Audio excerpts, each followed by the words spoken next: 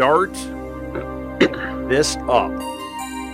Welcome to the Nuff Said Podcast, episode 33. It is the third episode of our I've already screwed this thing up, of our summer movie series. Tonight we're talking about Iron Man 2.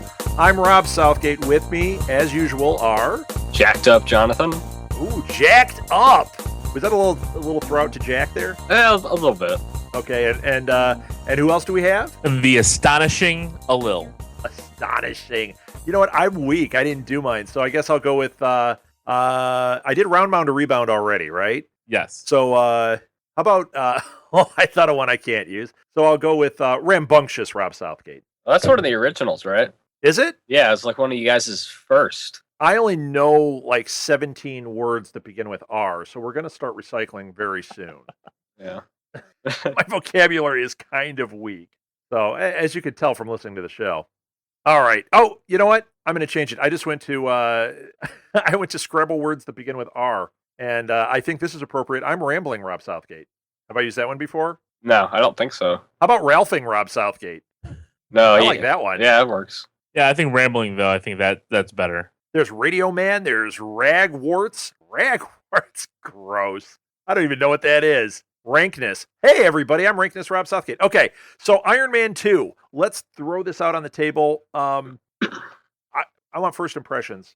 Jonathan, I think we started with Alil last time. Let's hear what you think. What did you think of Iron Man 2? I mean, like we talked about for Iron Man, the original Iron Man, it's one of my favorites. And, I mean, while this isn't, I don't like it nearly as much as the original Iron Man, it definitely brought Tony Stark back and his same kind of attitude, and now, of course, he's like this celebrity now, bringing in with, jumping right in and them taking the suit off, and you can see him in a tuxedo, and I'm just like, awesome. And that we also get some new armor, like we get like a briefcase armor. Yeah, the briefcase armor is sweet. I mean, just see how far we've come just from in the cave. Right. All the way to a briefcase, so right. Overall fun. I mean, just kind of I like Don Cheadle. Great. I like him more than Terrence Howard. A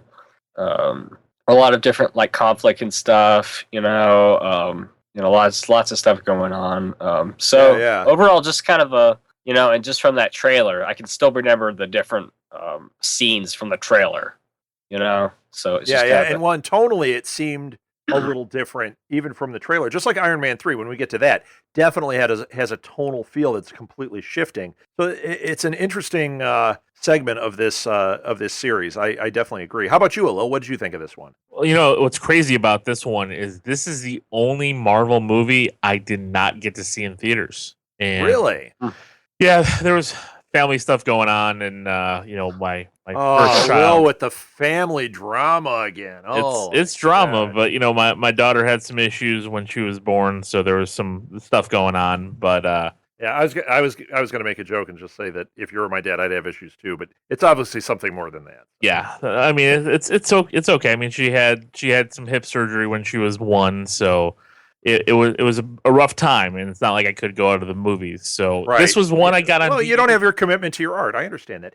Is she all right now? She is good right now. She is good. She's still, there's still, future stuff possibly, but she's doing very good. And how old is she? She will be 6 in August. 6. All right. So Molly is 7. So at some point we'll get these two together. Is she a geek?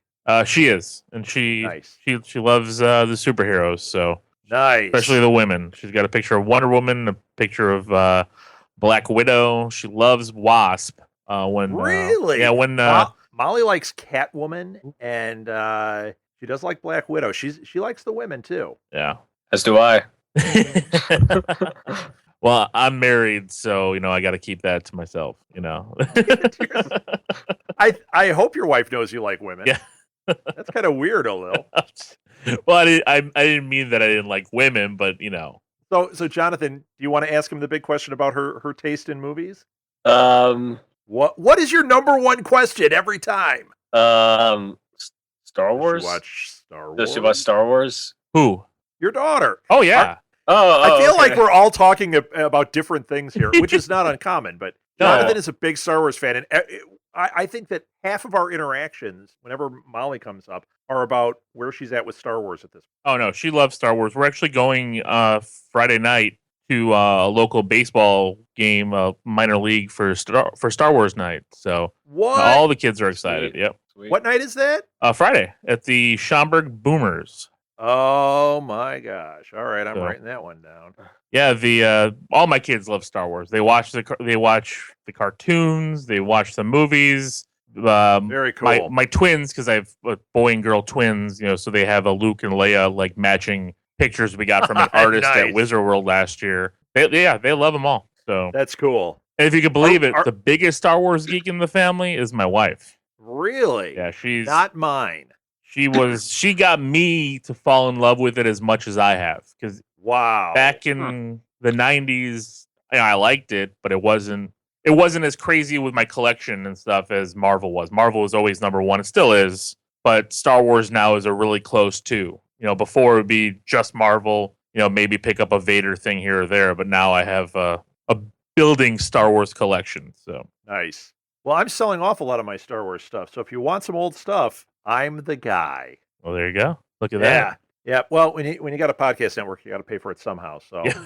Believe, fire sale on the Star Wars toys. believe me, to get some of my equipment, it was Christmas presents and selling some of my toys. So Yep, that's how it works. See, folks, that's why you donate to podcasters, because it keeps us from selling our stuff. yeah. Yep. All right, All I right. want to talk about Iron Man 2 some more. So, Alil, did you finish talking about your impressions of this? Actually, I didn't. I just said I didn't see the theater. So I got it on Blu-ray, the day it came out, because Yeah. I missed it in theaters, and the day it came out, got it on Blu-ray. And yes, it's not Iron Man 1 because it's a different tonal movie. I mean, we're looking at the origins of Iron Man and Tony Stark. This movie, they got to just play and have fun. Right.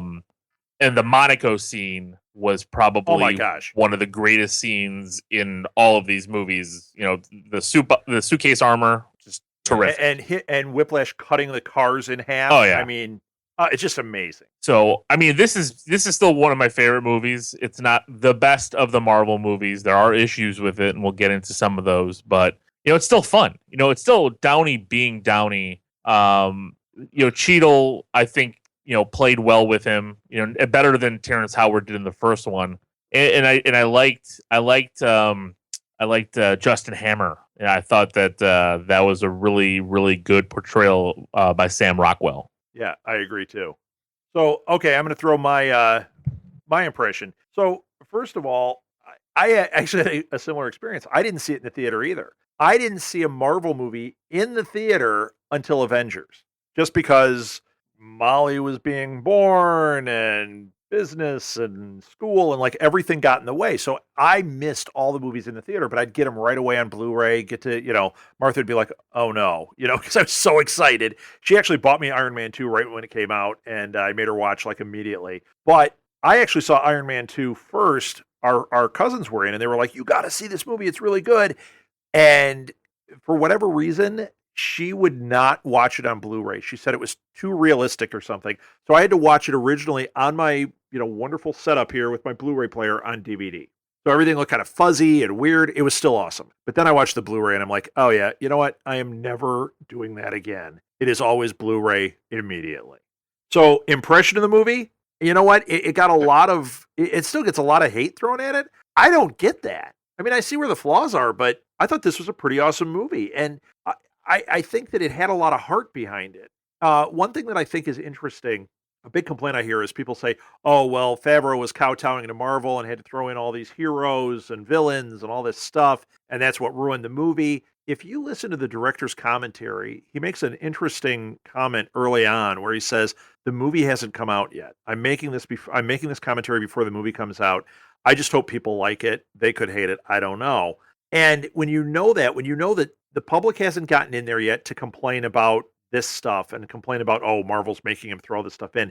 When you listen to what he's saying throughout this thing, he's a fanboy. He's like, I really wanted to get War Machine in this and use him the right way. This is how we did it. I really wanted to have, Justin Hammer in it. This is how I made it happen. So it sounds like a much more organic thing that happened. Yes, there was universe building going on, but it doesn't sound like Marvel said, only do this, and you have to throw in, the Venom storyline or no deal, like what happened before with Spider-Man. And actually, I think happened in Spider-Man 2. I think they forced in the Rhino, and I think that was a mistake. Here, I think it was more organic, and it made me appreciate it more. No, it's not my favorite of the Marvel movies, but I think it stands right there with the rest of them.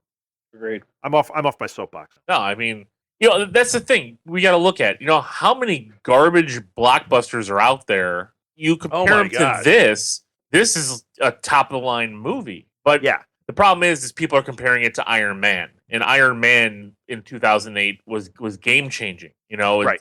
We had that, and then The Dark Knight, and people went berserk. And then Once again, if The Dark Knight had come out first, and then the whatever the last Dark Knight one was, Dark Knight Rises, people would have hated Dark Knight Rises. I hear all this like, oh, Dark Knight Rises is great. Not the same love as Dark Knight, but they still say not positive things about Dark Knight Rises. I think Dark Knight Rises is not nearly as good a film as this one. I know that's probably controversial, but it's got some major flaws that bug me. Do I love it? Yeah, heck yeah, I've watched it repeatedly. I love to walk around talking like Bane. But the reality is, I think this actually is a better movie. It's just not as good as Iron Man 1, and it's not as good as Dark Knight. Yeah. And actually, I think the trajectory of Marvel movies is fantastic. I mean, I think, as we go forward, I think that the first wave, very solid. Iron Man, maybe the best of the group. Second wave, I mean, Thor 2, I loved. Cap 2, holy crap. That was amazing. Yeah, I mean, and I think Guardians is going to be, not to be funny here, but out of this world. Thank you very much. That was being funny. I mean, if you look, like you said, like the trajectory, if you look at it on a graph, you would see, Iron Man 1 at a 10, and then there's a drop, and then you get to Avengers at the 10, and there's a bit of a drop. Then Cap 2 at a 10. I mean, they've knocked it out of the park three times. When we're talking a drop, we're talking down to a 9. Yeah, 9, right. 8 maybe for Hulk. Because of. But I don't think Liv so. Tyler. I thought Hulk was great. You know what? If we're going to do that, then when we talk about Thor, I'm going to drop that lower because I liked. Well, I've said this before. I liked Liv Tyler better than I liked Jane Foster. Oh yeah, you said it last week or last time. Yeah. Yeah. So all the elements were there. Like you said, Jonathan, Iron Man is Iron Man. This is post him making the announcement. So now he's a celebrity as Iron Man. He was already a celebrity. Now he's a celebrity as Iron Man. And he's just like a way cocky ego. I tell you what, there was a fine line being danced here. And I've always thought this about the film. And once again, listening to that director commentary, it's interesting how many times Favreau brought this up. They skated a line quite often of Tony being completely unlikable in this movie. Yeah. I mean, you can name those scenes too. I mean, his birthday scene. Terrible. Yeah. Oh my gosh. You were like, please, War Machine, kick his butt. He had growth throughout the movie, and at the end, we saw him become Iron Man. Whereas we saw him turn into Iron Man, I think he evolved into Iron Man at the end of this movie. And that character we saw at the very end is the character that held over into Avengers and held over into Iron Man 3. We've seen an evolution with this character, I think. No, I agree with you there. I mean, this is what these movies are about. I mean, they're the evolution of Tony Stark. I mean, right. The first one was, he went from being the playboy who didn't care about anything to self-sacrificing himself at the end to save the day and to clean up his mess. And then this one, he kind of starts off a little bit like he did in the first Iron Man, because now he's cocky, he's Iron Man, but then, he's got the palladium poisoning. He's got things that he's dealing with. He's got his mortality issues, and right. That's what this movie's about, mortality, Yeah, it's two things. This one's about mortality and daddy issues. Yeah. And I think when we discuss Thor, we're going to have one of those is going to be the same there too.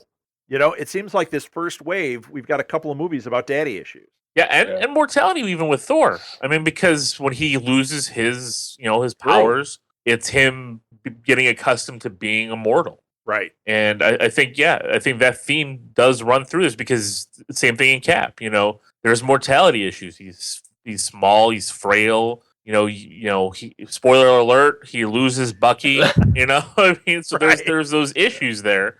Not the daddy issue so much in that one, but You No, know, but the issues, the emotional scars that these guys are having to deal with before they evolve into the hero they need to be. exactly. Yeah. And they have the and he talks about like how his dad wasn't really there for him and stuff, Right. and we reveal that some giant layout of like buildings and stuff is actually really a what was it again? It was like some like giant thing that was actually a plan for Well, it's some the plan sort. that they was the Stark actually Yeah, the the Stark Expo. Expo. It was the plan for that, but he hid the answers in there. Let's talk about that scene a little bit. I absolutely loved this scene in the movie. So once again, when we start talking about how there's hate for this movie, it's like, you know what? Watch this scene and shut it because this scene is so great. When he's wrestling. He's sitting there, he's having his little drinky poo, he's wrestling with everything, and he's watching that movie of his dad as he's going through the stuff, and like he's not finding what the answer is. And John Slattery is playing Howard Stark at this point, the older Howard Stark. I'm a huge Mad Men fan, so seeing him in this, it was great. He was fantastic in this, and seeing Tony have that, yeah, the whole scene, you see that his dad is a jerk to him. You see why Tony is hurt. I mean, they laid it out there without being. It was obvious, but it wasn't obvious. It was like we were seeing it through Tony's eyes, and then to have that revelation that like, son, I love you and you're everything, and look to the expo or look to the map or whatever, and then Tony realizes, oh my gosh, he did love me, and there's communication here. To me was just really well played. The acting was great, the images were great. I loved it. Yeah, and it was almost like, I maybe couldn't really do what a normal father would do. I couldn't play football with you. So I gave you this giant gift, Right. that hopefully you would, eventually, since you're brilliant, you would eventually, figure it out, and create a giant holographic, blueprint of it, Exactly. Yeah. It's like the only gift that Howard Stark could give. Something like super smart and technical, and I mean it was a perfect way for to bridge that gap between the two characters. I think it's go ahead. I agree. The only I did have a problem with that though. Like, like how could Howard back in, let's hypothetically say that this was the 60s, because he kind of looked like, Walt. They imaged this totally after Walt Disney, and that that's basically Epcot. But how could that element be the one element that he needs for the arc reactor? It was just like, it's the only thing that I kept thinking about the whole time. Like, this is 50 years later, and yeah, it's cool, but why would that one element be the one element he needs? Okay, so you're having trouble with the fact that you really had to suspend disbelief at this point. I get that. Yeah, I questioned that too, but it was still awesome. So I'm willing to let it happen. No, I agree, and believe me, all these movies we've got to suspend, our beliefs. I mean, they're gimmies everywhere. Except for Thor, all completely believable. True. Right. I mean, because I have a replica of Mjolnir right here. I mean, it's real. It's real, and you can't pick it up. But it's like these little things that I really love about it, because I did love the portrayal of Howard Stark there. I mean, like right when I saw it, I was just like, oh, that's terrific, because they're playing it like he's the Walt Disney of technology. He's doing that. Yeah. Those are the things I remember watching, like on the Friday or Saturday Wonderful World of Disney. Yes, thank you. But then it was just like, when he figured out the element, I'm like, that was kind of easy. It's like, Yeah, I think that was just a plot device, though. Yeah, no, exactly. It's important. I think the real story was Howard and Tony. Agreed. And I think that, that might be an easy, weird plot device, but I think it's just like time travel, where you got to go, you know what? If I think too hard about this movie sucks and it doesn't make sense. But if I just let it happen, all right. Yeah, for me, it kind of watching this, I'm like, oh yeah, we're gonna see the Stark Expo again with Captain America 2. That was the Stark Expo, or was it? In Captain America, the original. In First Avenger, yeah. Yeah, so it kind of reminded me of that. Like, oh yeah, we're gonna get to that. And he's kind of this similar kind of taste as Tony. As far as like the way he presents himself in this kind of cocky way. So it's kind of like a father son. He takes after his father kind of Sure. thing. And we'll get into that, of course, with First Avenger. Well, and you did bring up Captain America. I love the little reference in here. Oh yeah. Oh, when he found the shield. With the shield, and then he just like jams it under a thing to balance. I love Coulson's reaction. Where'd you find that? Yeah. Well, and especially see, maybe this is why I loved the movie when it came out, but I think maybe it's why I'm loving it more now. I'm watching it through a different filter. Like knowing Coulson's affinity for Captain America made that so much funnier for me. Oh, You know what I mean? Yeah. And another thing that I'm going to point out, it's more evident. I'll point it out more when we talk about Thor. But in this one, like seeing Senator Stern and seeing Coulson, seeing some of those Shield guys in the background, all I could think about was Hail Hydra. All I could do was watch this thinking, what did they know? And you know what? Even though it's not there, in a weird way, it is. Yeah. Did we lose somebody? No, I mean, like generally, as revealed in Marvel's Agent of Shield, Hydra is somewhere. It's always basically been there.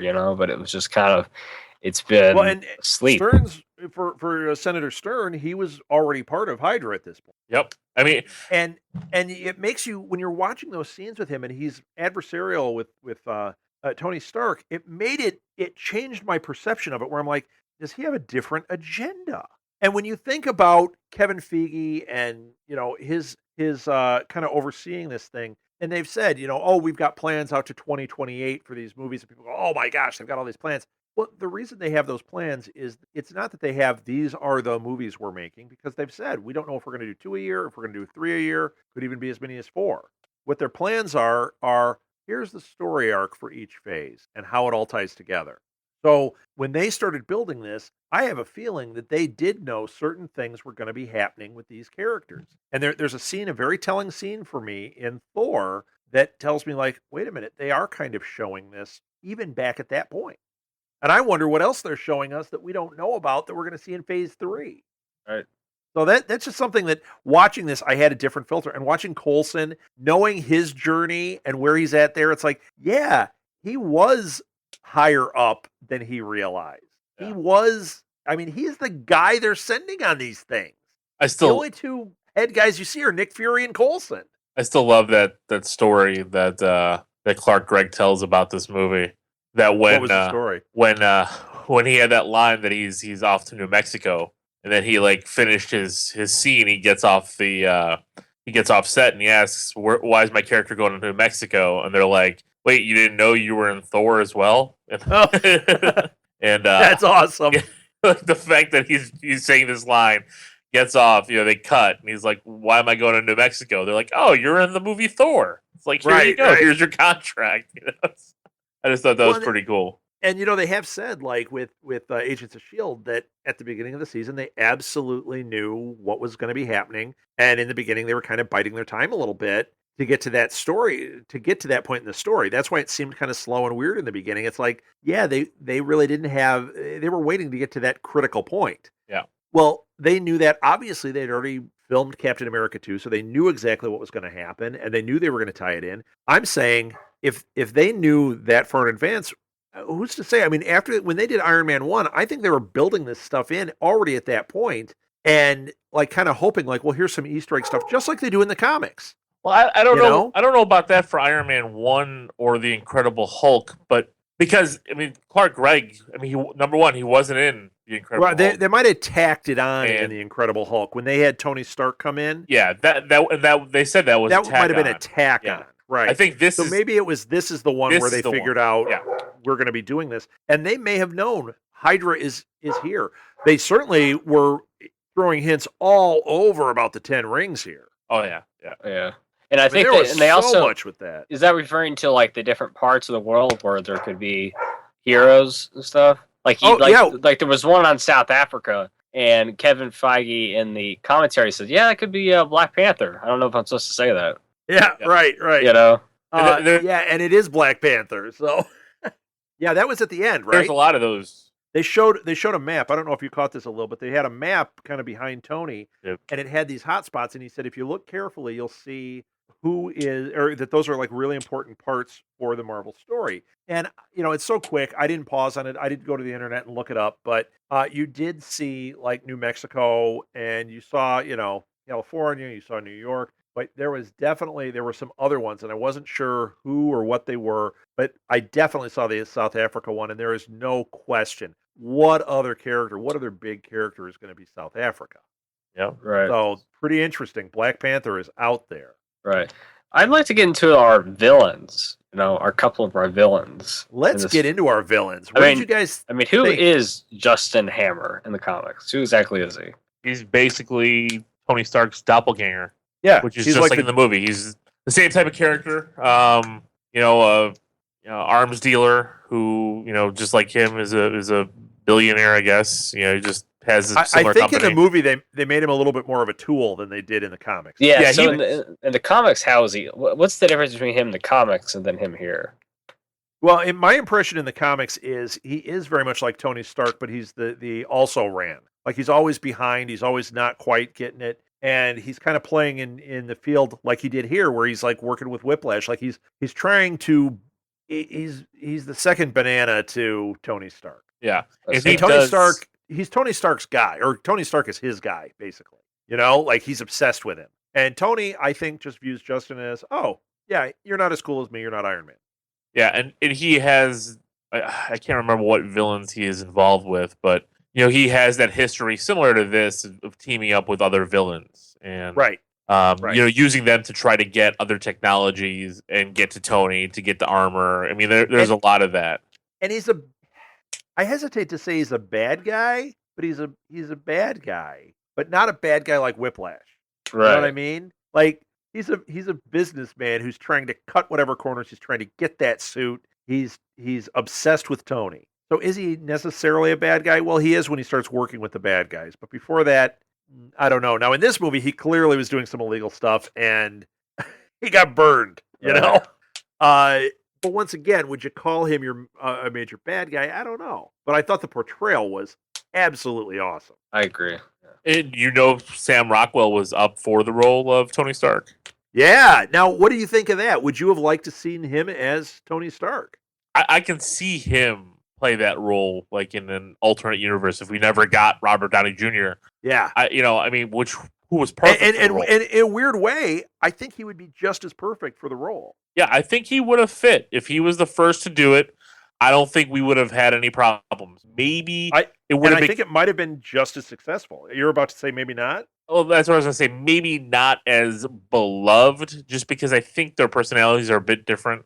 I think there's something with Robert Downey Jr., just him as a person, that has that extra little spark. Sure, but I don't think Sam Rockwell would have done a bad job with it at all. I mean, he would have been better to me than the Tom Cruises and all those other names that were named before. God, that would have been terrible. I mean, I think it's interesting to say is that Robert Downey Jr. Like we said before, his career was basically dead before, and this Tony Stark, the role he grew into the role, so now he's basically Tony Stark, and it's hard for us to think of someone else being Tony Stark. Although, that's actually the point I was going to make.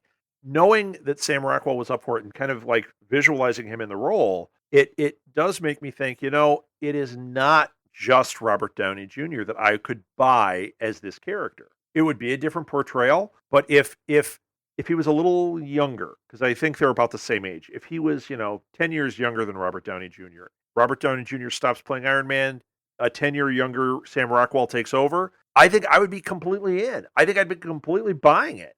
Yeah, I'm with you with that. I think that's a real positive. That means they don't have to kill Iron Man. There are people that can pull it off. Yeah. It's few and far between, but there are people that can pull it off. Yeah, exactly. Yeah. I mean, they're not going to. I mean, Kevin Feige said it, that this is basically going to be like their James Bond. They're not going to reboot.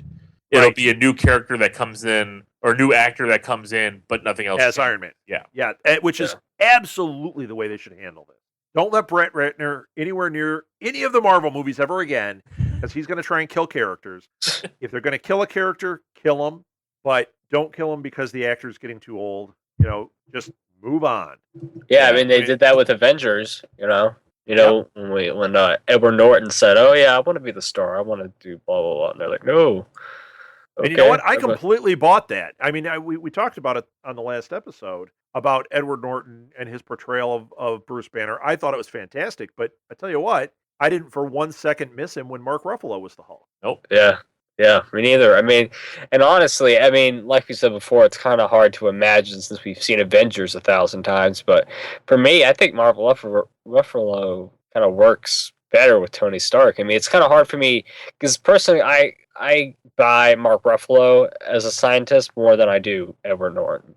Okay. Personally, Interesting. Yeah. Well, it could be their off-screen chemistry because the two of them are close friends off-screen, and that could be what's bleeding over there. Yeah. So I don't know if you read any of the press about the two of them, but there was an article with Mark Ruffalo talking about Robert Downey Jr. and he was saying how he lost his brother a couple years ago, and he really views him as a brother. Like he's kind of stepped into that big brother role with Mark Ruffalo, and he said when he was offered the Hulk, he said he was freaking out, like this is a huge movie and a huge thing. I don't know if I can even do this. And he said Robert, calls him up and they're having a conversation about it. And he told him that, like, I don't know, you can pull off Iron Man, but I don't know if I can do Hulk. And he said, Junior's like, dude, you're going to be great, and I got you. Don't worry about it. Yeah, And it's like a real big brother type thing. And he helped him negotiate his 8-picture contract. I mean, it's Yeah. I mean, Is that what it is? It's 8 pictures? Yeah, something like that. Yeah, I like to hear that. Now, Robert Downey Jr. has what, 2 more on his contract? 2 Avengers, or specific Avenger. I believe that's what they released. It's 2 Avengers only movies because I don't think they're planning an Iron Man 4 for Phase 3. I think Right. But I know he got a new contract of some kind. Is this what we're talking about? Yeah, Did he get a new contract? 2 movies to do. The contract is for Avengers 2 and Avengers 3, and that's it. Right. And I think because of this mess, that's why they're getting people to sign up for these huge picture deals. But it doesn't mean we're going to get, so many of those movies, just that, they have to be available. Right. Well, You know. it also could mean that they're under the contract, but they could be doing, small roles in it. Now, Right. the thing that's interesting is the rumors are still flying that Iron Man is in Guardians of the Galaxy. And I doubt that. I don't. Yeah, I mean, it's hard for me to imagine. And would he have to have a deal for that, or would they just pay him to come in, do a quick cameo? He's you see Iron Man is Iron Man, and then at some point he's standing there with Star-Lord, and his head thing flips up, and he's like, "Hey, dude," and you go, "Oh, it's Robert Downey Jr." And it's like 30 seconds of the movie, and he makes $1 million and flies off. Well, I did hear from someone that Was it me? It's No, not it very was- reliable if it was no, me. it was not you. Apparently, Chris Evans' appearance in Thor 2, I believe it was, his like short cameo. Yeah. That's right. Apparently, that actually counted as one of his movies. No, Shut no, up, no, really? it didn't. It didn't. I was gonna say, I mean, he's I looked barely into that. in He that. did that because, like we're talking about right here with Ruffalo and Downey, how close they've become. Evans and Hemsworth have become just as close, and he did that as a favor to Hemsworth. So do they have a Captain America shield that's broken in half? It has BFF on it, and the two of them when They they get together, connect. Yes, connect them. Yeah, They nice. wear them around their necks. They're Nice. It's a little awkward because it's like giant, like Flava Flav, but still. yeah. There's no way Marvel because I think that's what screwed them the first time because their contract with Downey, that cameo he had in the Hulk, cost them one of the movies. Oh, it did. Yeah. From what I've read, I mean, I could be wrong out there. This is what I've read many times over. It's been a long time since I've kind of double checked or confirmed that. But I heard it was initially a 3-picture deal. And after Iron Man 2, that's why you get a couple scenes at the end of this movie when he's talking to Sam Jackson, Nick Fury, when he's like, well, you guys can't afford me. Well, maybe I'll do a cameo. They threw that in there. Him and Favreau threw those lines in there as a little bit of a joke because they were at that point negotiating the bigger contract, That which is was really funny. which then became only a 2-picture deal. That would be for Avengers and Iron Man 3. And that's why then they had to renegotiate because Downey after that only went to 2-picture contracts because Marvel kept wanting to do a larger contract. And that's why they got Evans on a 6, Hemsworth I think on a 6 as well. Yeah. And then Bucky's Ruffalo on a 9. Who? The guy playing Bucky is on a 9. Yeah, well, they got them after because again, now you're getting to the secondary characters where they're putting in larger contracts, and that's why you've got Sebastian Stan now, which can step into the role of Captain America, or Right, which would be fantastic. I'm hearing rumors that Marvel's going to have the Falcon in the comics take over as Captain America. So you've got Anthony Mackie. If they go with that, they can throw him in that role as well. Yeah, that would be really sweet too. Although, you know what, I think there's a Falcon movie to be made. The movie I want is, and watching Iron Man 2, it made me want it even more, is a Black Widow movie. And I've heard people say like, Black Widow, I don't know if she'd hold a whole movie. I'm telling you, a Black Widow movie would be fantastic. That scene in the hallway when she fights, like I could watch that all day. Just like the Monaco scene. I love the Black Widow moments. I mean, Scarlett Johansson, she's going to be in this hardcore like sci-fi movie. So if she can pull that off, and it's well received, the movie Lucy. You know what? Well, and it's going to be well received. It looks awesome, and she was so good in Cap 2. She was great in Avengers. I mean, I completely buy her as Black Widow, and it makes me want to see more Black Widow. Right? Would you want Black Widow if it was Emily Blunt? I don't know. That's a weird question. That's who Marvel went after first. Really? She turned it down because she was doing Gulliver's Travels. Oops. Yeah. Well, you know what? Maybe not oops. That's a giant franchise that went. Oh no, that's right. It was one terrible movie. Yeah. I mean, that's hear a lot of these. Jack Black turned down the part of Captain America. Yes. For Gulliver's Travels. Yeah. Actually, I think it was Thor. But yeah, so Thor. Emily But Blunt, then he'd be the metal god. Exactly. And Tenacious D would have the soundtrack. Oh, wait a minute. Now we're talking a Thor movie I could get behind. But Emily Kyle Blunt. as Lady Sif, but as in drag. That'd be very strange. Oh, please, no. Oh man, that's awesome. I love it. But I mean, like I was thinking about it, and for a while there, I couldn't believe it. But after seeing Edge of Tomorrow, I think Emily Blunt would have done just as well as Scarlett Johansson. Agreed. Yeah, and I'm not actually saying that she wouldn't, but Scarlett Johansson, to me, she's as solid as Black Widow as Robert Downey Jr. is. Like, it's that kind of casting where I go, she's really great in this role. They haven't given her enough. Now, Cap 2, they did. Finally, she had more. I want to see one that's centered on her character, that is a spy thriller with her at the center. I think that would be amazing. Maybe like a Bourne Identity, because each one of these has their own identity. Guardians of the Galaxy is more like a Star Wars with a little bit of humor in it. Cap 2 was an espionage movie. I'd like to see like a James Bondy spy thriller, maybe more Bourne Identity with Black Widow as the character. I think that would be awesome.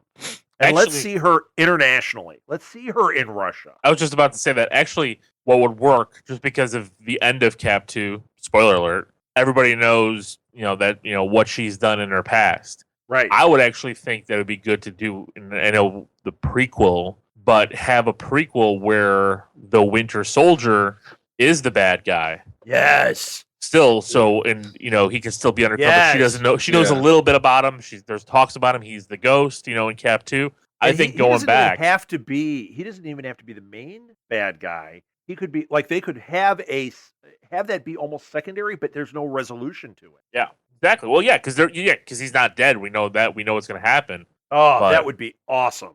The only thing I have, way where their paths cross. You hear about all the things that she's done in her past, and have something with that cross, and maybe something that she does and something that he does is what changes her and it makes her the widow that we see in Iron Man 2 and Avengers with S.H.I.E.L.D. Oh my gosh. Oh, wait, we're not talking about Black Widow anymore. Back to Iron Man 2. Oh, you got me thinking about it. So I want to point out a couple of things. We don't have a lot of time left, because we're actually, for the listener, you don't know this, but we're recording 4 tonight as well. So we don't want to be up for 14 hours here. I do want to point a couple of things out. One is the action sequences in this were amazing. And I didn't know this until watching the director's commentary, but a lot of it was done or orchestrated by the guys that do Clone Wars and Samurai Jack. Yeah. Genndy Tartakovsky.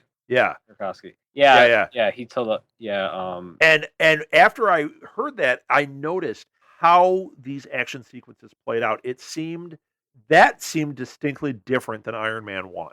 and just for our listeners to clarify, this is not the latest Clone Wars series. This is like the 2D that Right. aired even before Revenge of the Sith hit theaters. This was back Right. in It wasn't CGI, it was Right. Cell. and it was like the cartoony. over the top, like ridiculous, where And Samuel Samurai Jackson. Jack is Yeah. also. So Yeah, exactly. So just to clarify that. yeah, but I loved these action sequences. I just that scene when they're in and I thought they were smart too. Like when Iron Man and War Machine are fighting all the drones, and it's just this like it's awesome. It's Rock'em Sock'em robots like come to life, and they're just beating the hell out of each other and blowing stuff up, and it's getting all smoky and dark and weird in there.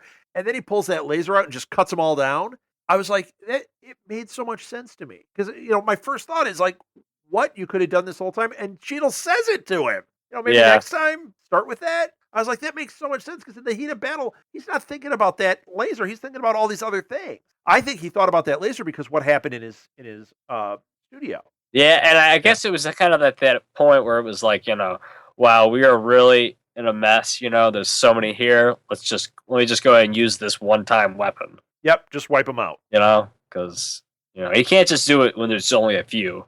I think it was kind of good because if Tony Stark hadn't said, "Oh, I can only do it once," Right. people would have, it would have been very frustrating. I'm glad he added that little line. Yeah, I am too, and I really enjoyed the action in this. I thought the fight sequences were done so well. It seems like they understood the mechanics of the suit better this time, so they got a lot more out of it. So what did you guys think of Whiplash? I mean, Mickey Rourke. That's the one guy we haven't talked about. I was just about to say we've talked about it for almost an hour. We didn't even bring him up. Well, I'll give a quick, and then I'll let you take over a little. Yeah. To me, I actually really, really liked Whiplash. I'm surprised we haven't really talked about him. I think that he kind of stands alone as his own thing, so maybe that's why we haven't. Right. I mean, yeah. I mean, maybe you could tell us a little more about Whiplash as far as like the comics. I mean, how does he compare to the Whiplash in the comics? Well, from what take that a little, from what I remember of Whiplash in the comics, he is a very one-note villain. Yeah. I was surprised he was their choice, actually. Yeah, they combined two villains here because it's I can't remember the other villain's name now. Who was Russian because Whiplash wasn't Russian. Yeah, they actually used his story more, but then made him into Whiplash. Yeah, it was. I can't think of his name either, but that's absolutely true. And Whiplash really was he was the guy with the whips that. I'm telling you, he's a big bad guy for him, but he didn't have a good backstory comparatively. But this, I thought they fleshed it out beautifully. Yeah, I mean, Mickey Rourke, I know him just a couple years earlier. He had done The Wrestler, which he pulled off a fantastic performance. Oh, he crushed it, yeah. And for me, like just I thought it's interesting that even though Tony has like this super powerful suit, his the things that come out of the beams that come out of his hands are like a millisecond too late, because Whiplash can just, hit his, it's like if only his things were like, because it's like charging up. If it was like a second faster, but it's not. That's what Whiplash has. Yeah. Even though it looks more like such a primitive suit, which, even the way he like built the suit is like clunky and big, and it just like it was very much like the Russian the what do they call them? The Kaiju, the Kenji, the ones from Pacific Rim. Oh yeah. Remember the Russian one was kind of boxy and big, and that's how this was too. Yeah, and it kind of reminds you of like when Tony first made his suit, lonely and this. Oh, very much. That's what it exactly was, and I think Favreau talked about it. Like in the beginning, when you see him building the arc reactor initially, it was just like Tony in the cave, Yeah, different. It was mirroring that, sure. And I think there's, we could go on and on about the comparisons between this poor and rich and this whole, like how Tony's in this nice suit, probably a $5,000 suit. And here we have, Whiplash and this prisoner clothes, and it's just kind of, they're so different, but then on the other hand, they have some things in common. We could go on and on about with these comparisons. Okay, how gross were Mickey Rourke's fingernails? Every time they showed him using a keyboard, I was like, "Oh, I'm gonna vomit in my mouth a little bit here." Yeah. If I was in an Iron Man suit, it would have been full of barf. So gross. Yeah. Well, it would And, have a filtration system, just like when when he peed. Keaton has, yeah. Yeah. And what did you guys think of Pepper in this one? Great. Great. I mean, Gwyneth Paltrow is definitely, I'd say, definitely the strongest. As far as the love interest, definitely the strongest. Especially compared to some of the others. We'll get into. That we've talked about. We'll get into Natalie Portman. Yeah. But I think it's just kind of this thing where like she's trying to be like the adult, still trying to be the adult. Even when Tony Stark, oh yeah, I want one, when he's referring to Scarlett Johansson's character, Black Widow. She's like, no, you can't have one. Right. It's almost like this, and I think it was very cool that she's, you could have the company. I'll make you CEO. Right. Well, I love that scene when he brings her the strawberries, and she's like, "I'm allergic to strawberries." It's the one thing I'm allergic to. Yeah. One thing. So it's like he's really trying, and he still isn't getting it right. I buy their relationship. Once again, it skated a line of him being unlikable in that beginning. When he's doing this stuff right in front of Pepper, and that he cares for her, and it was just like, man, you are just kind of a gross dude. Yeah. So I'm glad that he evolved, and I'm glad by Iron Man 3, all that stuff's gone. He's with Pepper, and that's how it should be. I think in the comics, it went on a long time where they were flirting back and forth and, whatever. I think the movies had to get to it quickly. And I think that this one, I think they were really trying to figure out how to get there quickly without making him look like a big tool. Yeah, definitely. How about War Machine? How'd you like the design on War Machine? I loved it. I mean, it was perfect. Yeah, I liked it too. I don't know how it compares to the comics, but it was definitely his style, opposed to how Tony prefers like energy kind of weapons. We have Rhodey is more military. Yeah, he likes that's why guns. that's why he wants this like super powerful, minigun on the top. When he shot the missile and it just went. Of course, it's a hammer missile. That was great. The ex-wife. Yeah. Yeah, the ex-wife. Yeah, it's funny because I was never a huge Iron Man reader. And back like when I was in high school and I was reading I was immersing myself in these Marvel books. Iron Man was one that showed up in books, but I didn't really read his books. But what's funny is I was actually looking at some of my comics recently.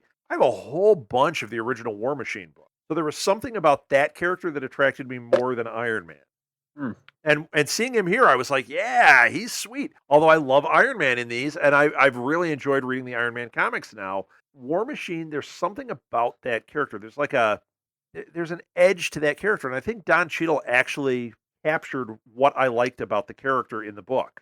And I can't put my finger on it, but I just really enjoyed it. Made me once again want to see a War Machine story, something outside of that where it's focused on him and we see what he's doing. Not fighting a big bad guy necessarily. I mean, of course it's going to have that, but it's about that character and about Rhodey. I really think that there's something there.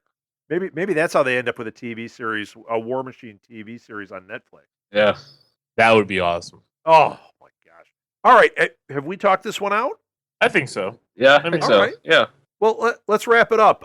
You can find past episodes of Nuff Said, our whole summer series, and all the future stuff on our website, which is www.southgatemediagroup.com. You can find us on iTunes. You can find us on Stitcher and Podomatic and TuneIn Radio. Basically, any place you get podcasts, we should be there. You can follow me at rsouthgate. You can follow, on Twitter at rsouthgate. You can follow the show at Nuff Said Pod.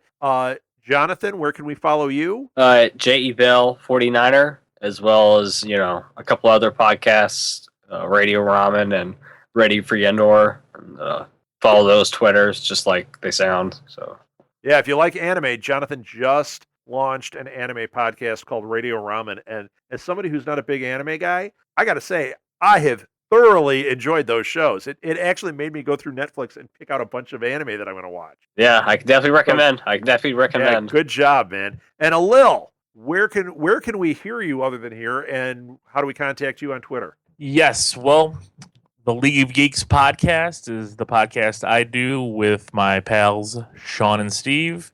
That's Geeks with a Z. We're on iTunes and Stitcher and everywhere else. It's an excellent show, too. I can't recommend it enough. And we also have a website, www.theleaguegeeks.com, on Facebook and on Twitter at LOGEEKZ.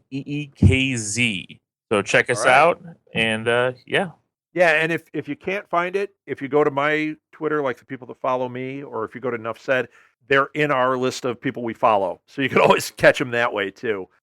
So yeah, League of Geeks is excellent. Radio Ramen's excellent. Radio Free Endor is excellent. It's all good. So just this has been fantastic. Thanks again for listening, everybody. I've already forgot what name I went with. I'm going to just go with something. How about I'm Rainwashed, Rob Southgate. I'm Jacked Up Jonathan. And this is the Astonishing Alil. That's it, everybody. Thanks for listening. We'll catch you next time when we talk Thor. Until then, enough said. Enough said. Enough said. If you would like to donate to help pay for this and other Southgate Media Group podcasts, simply go to our website, southgatemediagroup.com, and click on the donate button. It can be as little as $1 or, well, as much as you want. Help keep this fun going by supporting this and our other shows. Thanks again for listening, everyone. You're the best fans in the world.